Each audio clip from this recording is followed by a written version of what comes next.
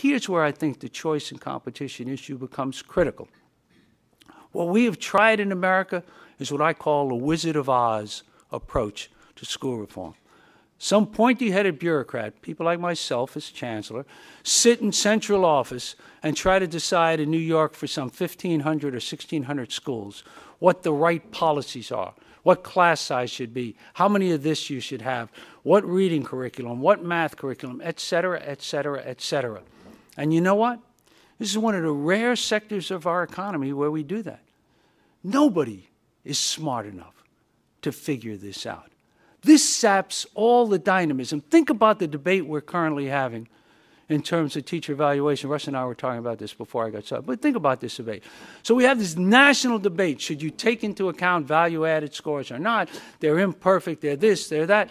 You know, in the real world, different organizations have different evaluation systems. When I was at the Department of Education, I evaluated my team, and I measured them against criteria I thought were relevant. I am sure when Arnie Duncan was in Chicago, he did it differently, and certainly people in Washington and Michelle and those people, they did it differently. Now that I'm in the private sector, we don't all have the same.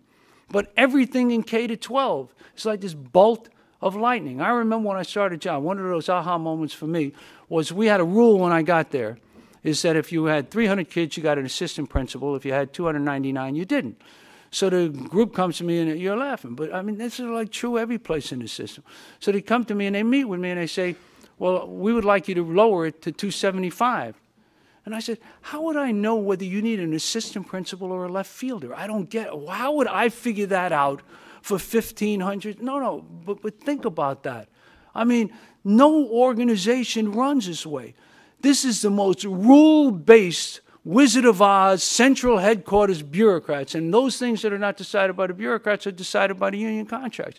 I mean, who can teach the first period, and whether you got to teach first grade or fourth grade, and I mean, the whole thing is like watching sort of the Lilliputians tie down Gulliver and then say, try to make it work.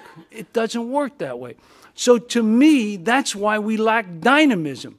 It's astonishing. We still have the same model that we had when I was a kid back in the 1950s. I mean, class sizes decreased. When I went there, it was 35 or 36 kids in the class. Today, it's 25.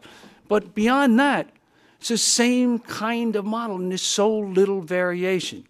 And to me, if we don't inject dynamism into the system, put aside the equity of choice, but if we don't inject dynamism into the system, we are going to continue to hope for some bolt of lightning from central headquarters that's going to figure out how to solve this problem. Some perfect professional development program, some perfect evaluation program, one of these, one of that.